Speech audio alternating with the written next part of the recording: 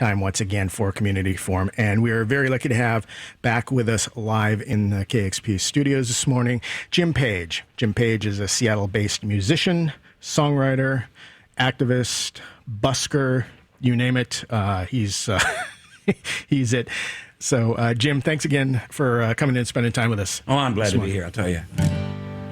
All right, so you are amongst your very busy schedule. You have a special set of gigs this summer that is with the Parks Department, and it involves like a sing-along and people bringing their instruments to play along. Can you talk about that? Yeah, it's very, very cool, actually. What we did was we got a grant from the city, from the Office of Arts and Culture, who had partnered with the Parks Department to do these things. And we proposed doing this series of little events.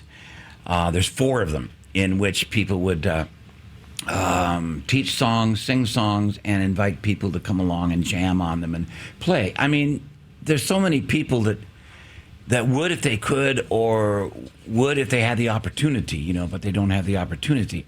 And there are all these parks out there that people are not gathering and doing music in. I've been jealous for years of what happened in Washington Square Park back in the I guess it was late 50s on into the 60s, when they had those big folk song things, New York City. It's like every day, I think, practically, maybe especially on Sunday. But anyway, I'm making a mountain out of a molehill. The point is, there are 4 of these. I did the first one. And I sang, I had a little repertoire of songs, maybe 8 songs or something. And people brought guitars, ukuleles, and they just came and they sat. Some people didn't participate, but they were there. Others sang along. I handed out lyric sheets, the chords on them. People could, I'd sing the song, then we would practice the chords so they got in the right place. So we basically had a group sing. And in between doing that, I would ask, this is just what I did, I would ask people if anyone had a song that they wanted to do, and some people did, and other people didn't. So it became this community thing. It was a blast. I didn't know what to expect, but it was great. I really had a blast doing it, and everybody else enjoyed it too. So that was the first one. The second one happens next Saturday, the 30th, and it's Annette Taborn. And she is a local blues singer and harmonica player. She's very good. She's been around for a long time. And she's going to be there with her guitar player partner, and they're going to be doing. The guy just sent me the song titles. I think there's like 8 songs or 7 songs or something, and I don't remember off the top of my head because I just saw them this morning. But they're going to be doing those, and probably again asking people to join along in. It is a group thing. It's a group thing. So you come out. You bring your instrument or just yourself, you learn a song, you sing the song, you play the song, and it becomes this community thing. And we can use the parks as community gathering places. I mean, to me, that's a radical thing to do, is singing in public in the parks is a radical thing to do to me, So anyway, there you go. And there's 4 of these altogether. I did the first one.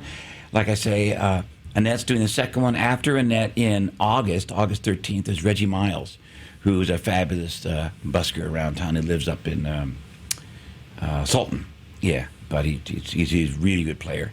And then the last one's going to be kind of a blowout. I'm going to do that, and I'm going to ask some other people to come along. I haven't decided yet. It hasn't all settled out yet as to who's going to be on that last one, but that's in September. All right. They're all from noon to 2. So they start at noon and they go till 2. So it's 2 hours, and weather permitting, it's a lot of fun, and I really encourage people to come to it, So next one is this next coming Saturday, right. And they're at Ballard? Is that yes, right? Yes, at the Ballard Commons Park. Yeah, dummy me. Yes, Ballard Commons Park, which is right there near the library in Ballard. It's 22nd Avenue and 57th Street. It's just behind. Anyway, it's really easy to find. Ballard Commons Park. Yeah, and there's kind of an area there with picnic benches, and we bring chairs. It's just a lot of fun. I really, really strongly encourage people to come. It was a blast. Everybody had a blast doing it. And it's amazing how much music and community spirit people have within them that, doesn't come out until there's something offered like that. So, that's what I'm saying. Come on out, do it. Right. And a sing along kind of reaches back to the kid in all of us. Oh, yeah, it's corny, but it's great, man. It brings us all together. You know, I mean, I started doing this thing a couple of years back where I would end my shows by doing Freight Train, and I would introduce it as, you know, this is the logical alternative national anthem, you know, because it was written by an 11-year-old girl who became a servant in Washington, D.C. It's now part of our national repertoire. Everybody knows it. Everybody can sing it. It doesn't have any pompous verses. There's no war in it. There's no bombs or exploding, you know, triage tents or anything. It's just it's silly little kid song, and then I would sing it and I'd tell everybody to sing along, and everybody's smiling. You know, some people are laughing, and when you're done doing something like that, people are like automatically kind of friends almost, if not truly, because they did this thing together. So yeah, it's corny, but it's great. I think it's great. So yeah, sing-alongs are great. All right, and it's another way of bringing people together as opposed to. Or let's say what's been happening this week, Yes. bringing people together. Bringing people together so they can fight in groups, yes. No, it's an antidote to that. I strongly encourage people to come out. It's so much fun. I had a blast doing it. And Annette is a teacher. And I mean, part of her life is a blues singer, part of her life is a teacher. She ran the Blues in the Schools program, or was one of the people that ran it for like 10 years or something, up on the North End. You know, she was married to Curly Cook, the great guitar player, until he passed away not too long ago. So she's got a lot of musical experience and depth in her, and she did the Blues in the Schools project where she would get high school students and they would learn to play drums, the bass, the guitar, the harmonica, whatever, and then they would learn songs, and then they would perform them at the school. You know, and so she knows what she's doing, and she can get a group of people to come out. I mean, this is a serious deal. It's not just some person that got off the bus and walked into the park. She knows what she's doing. Come on out. You'll learn the songs. You'll see how they're done, not only properly, but in an open sort of a sense, so that you can come in. You know, nobody has to be somebody else.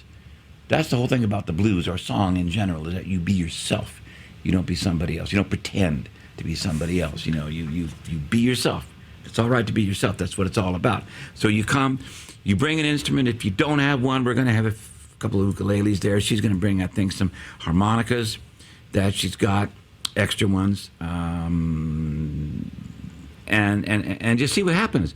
You know, and prepare to have a good time and to learn something. You know, you walk away with a song that you can sing. You know, All right. What's better than that? I'm not sure there is anything better than I don't that. think so either. And speaking of being yourself and walking away with a song, not yet though. Got you for at least 20 more minutes. How about a song? God, we're running out of time already. It's almost 7:40. Is that true? That clock is true. I don't. Okay, No okay. other clocks count. Okay, then I'm going to do this. At KXP.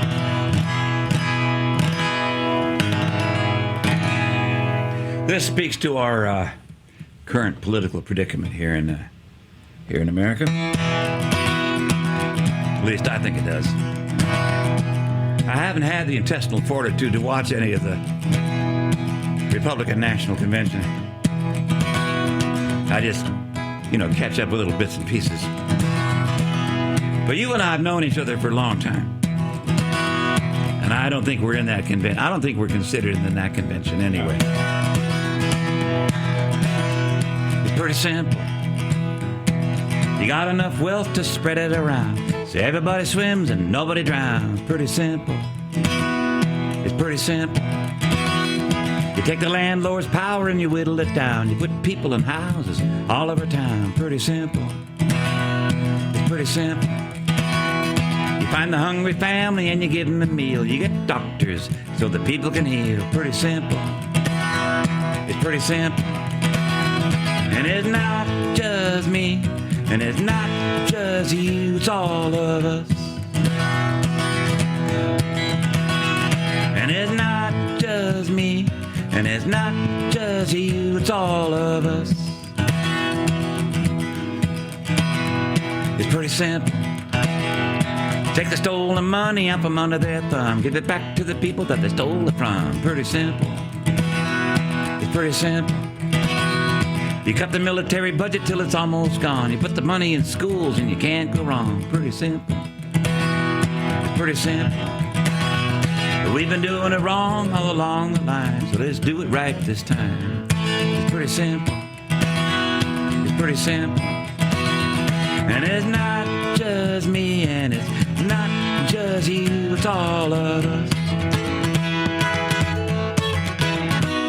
And it's not just me, and it's not just you, it's all of us. And we are greater than they allow us to believe.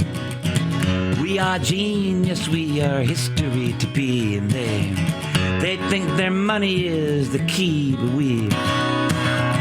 we know the key is in the numbers of our solidarity.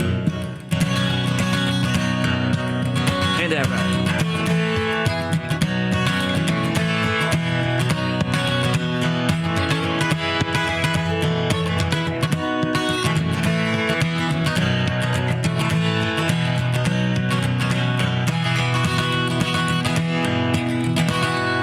Pretty simple. You can't do it alone, don't even try. You gotta organize, it's pretty simple. It's pretty simple. You're dreaming a dream and you're making it real. Everybody's got a shoulder they can put to the wheel. It's pretty simple. It's pretty simple. And it's a victory and it's almost won. And you're doing what they told you couldn't be done. It's pretty simple. It's pretty simple. And it's not just me, and it's not just you, it's all of us. And it's not just me, and it's not just you, it's all of us. And it's not just me, and it's not just you, it's all of us.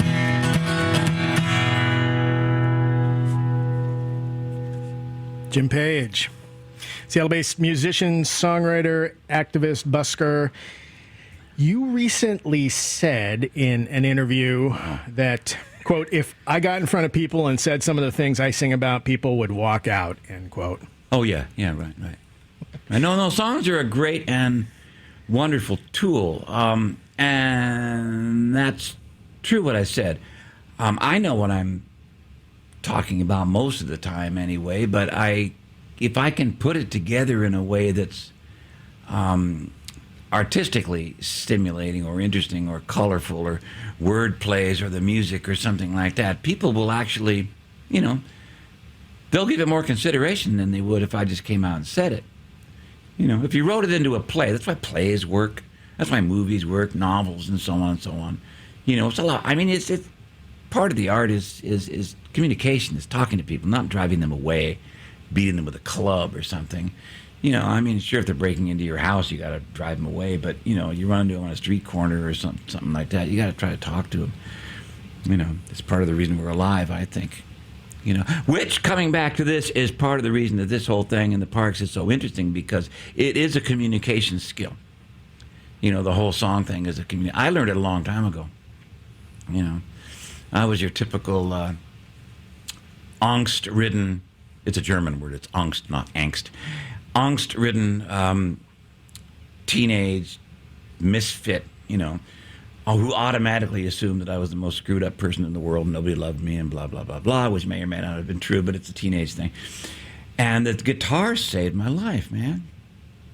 I mean, I was a mess. I have no idea what I would have wound up, if I would have wound up at all, if I didn't pick up the guitar. It saved my life. It was a conduit to social circles, to, girls, to parties, to something other than staring at myself, and doing whatever that entails, drinking or drugs or something, whatever.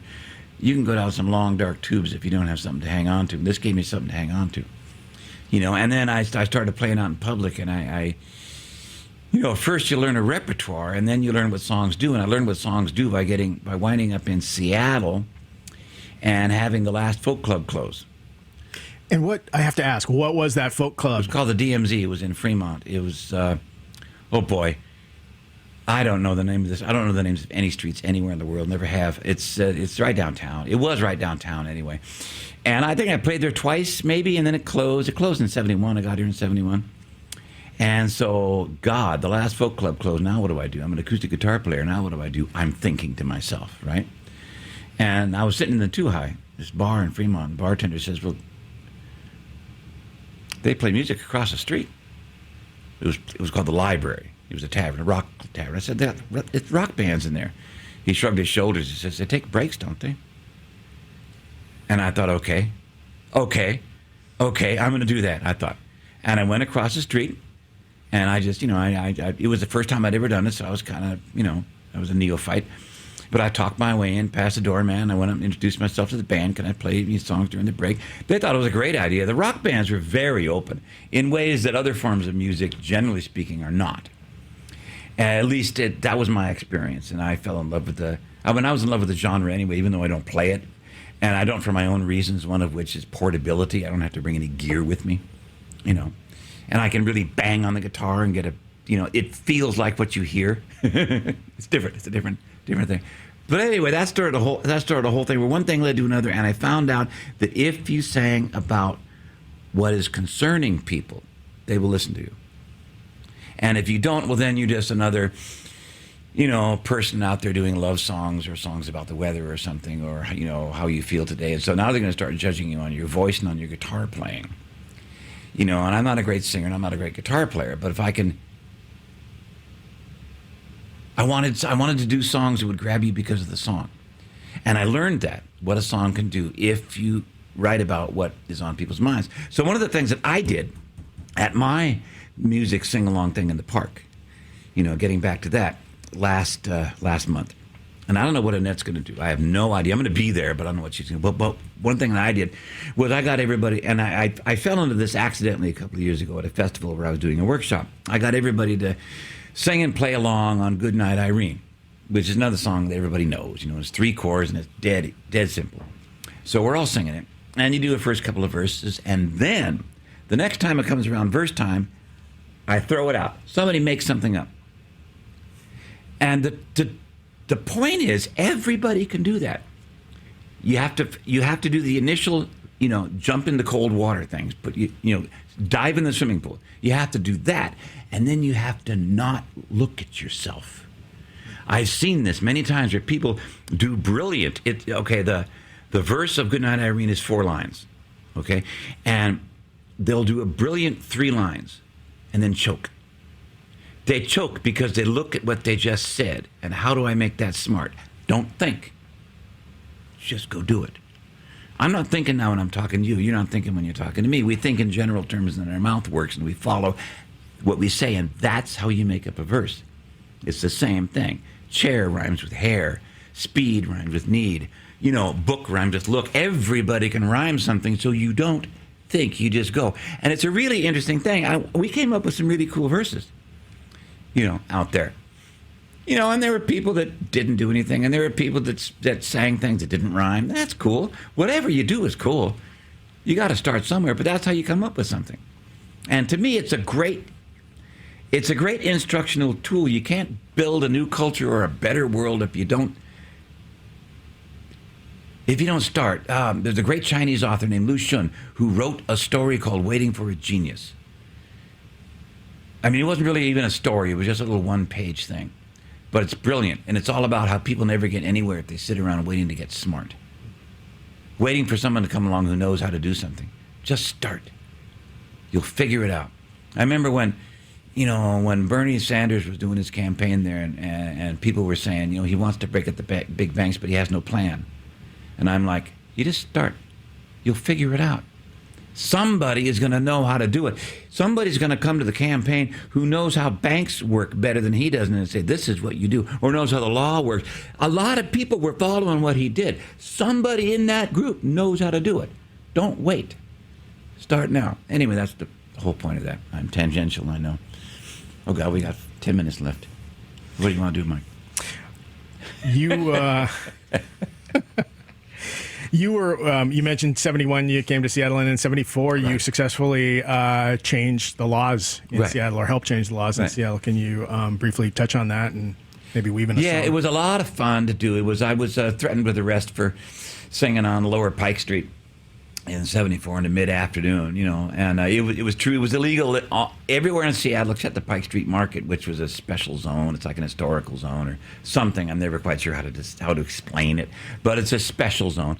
So they had buttons they would give you, and you could, as long as you were in the market, you were fine. A friend of mine actually got taken to jail for leaving the market and singing like on First Avenue or something, whatever it was. Took him to jail. And it was an old law. Who knows where it came from, but it was on the books, and if the cop felt like he needed an extra something or he was angry for whatever reason, he'd take it out on you. So there I was, and the guy was taking it out on me, and I thought, okay, well, I don't have time for this nonsense. So I ran down to City Hall, and I started to find out what I could do, because I couldn't get a permit. There were permits available only for so-called blind and disabled people, okay?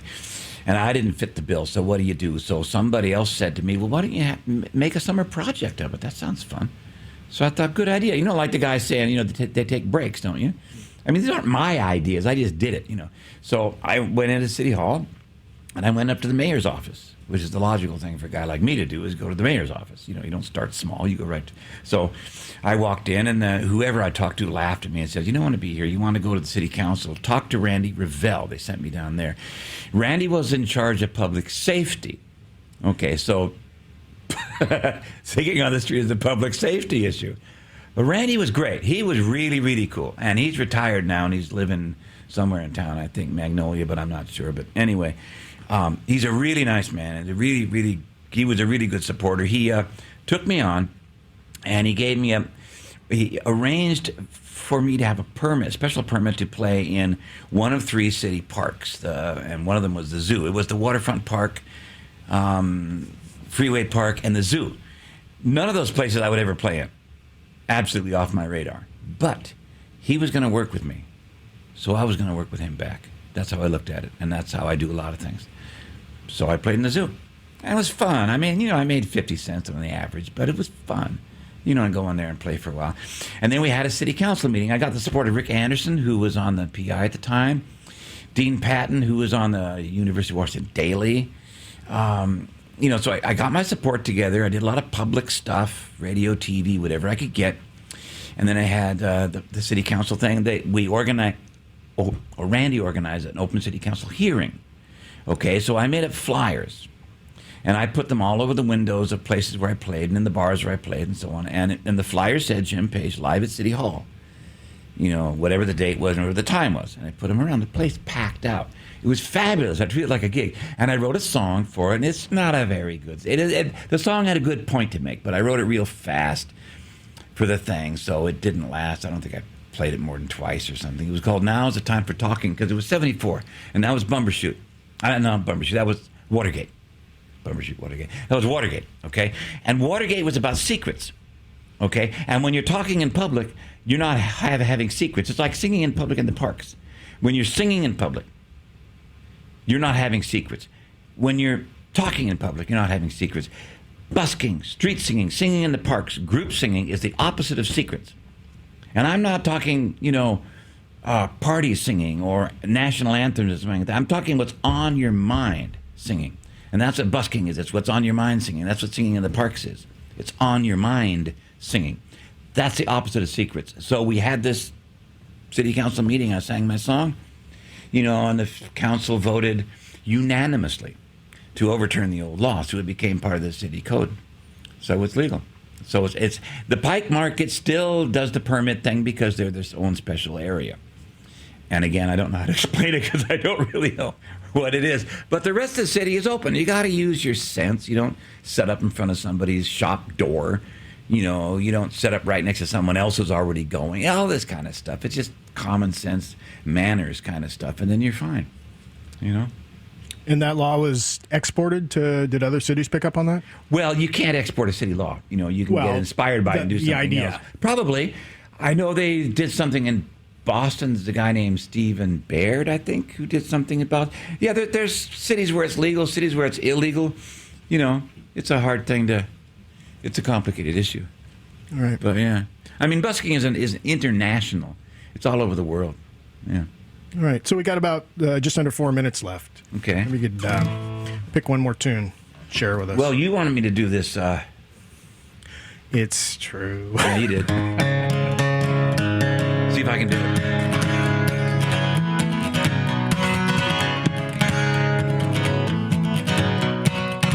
I think it's a logical song to do. Donald Trump, just apparently part of his campaign thing at the convention, was he publicly said that he would not rule out nuclear strikes, didn't he?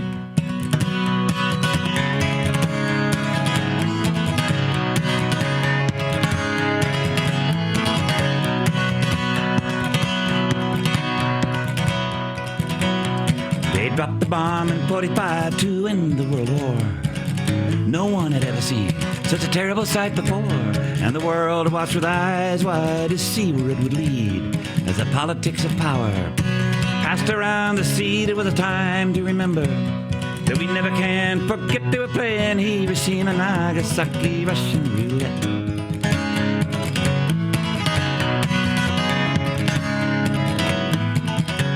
They arose like the saviors of our modern human race, with radiation halos that hung above their faces, with a key to the sure cure and treatment of our ills. A hot shot of cobalt, a pocket full of pills, speaking always of the enemy who lurked across the seas while moving in among us like a carrier disease.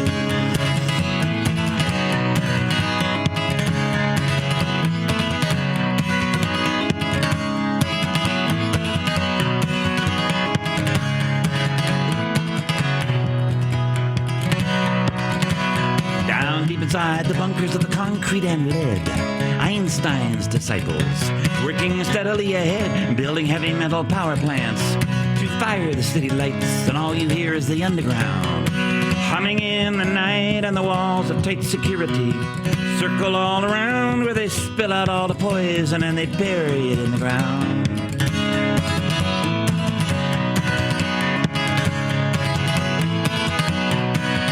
Up in the harbors, hidden secretly away, the warheads and the submarines await to make their play, and the military masterminds improve on their designs, while the soldiers get all doped up and stumble through the lines, and the leaks in the water get carried by the tide. They call it national security, I call it attempted homicide.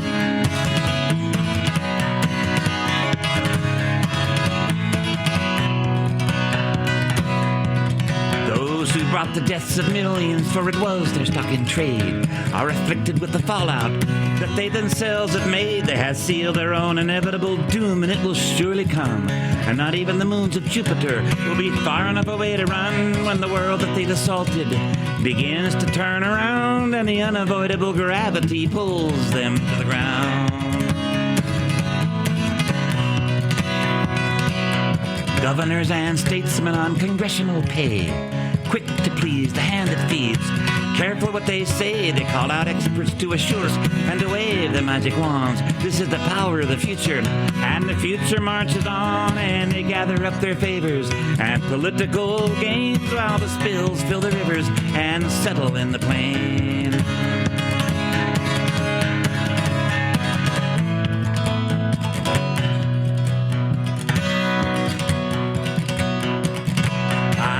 The minds behind them, they are riddled full of holes. They are not to be trusted with their hands at the controls. Their eyesight is twisted with the glory of their careers. Heaped praise of flattery is music to their ears, and to listen to them talk about how it hasn't happened yet, it's like playing Hiroshima, Nagasaki, Russian roulette.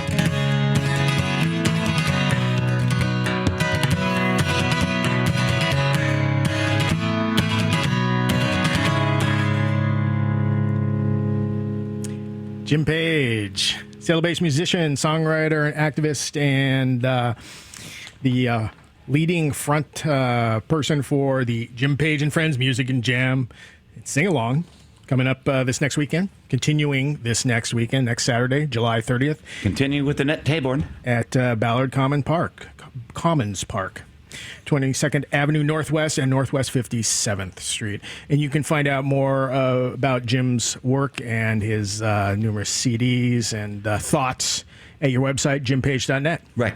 All right. Thank you.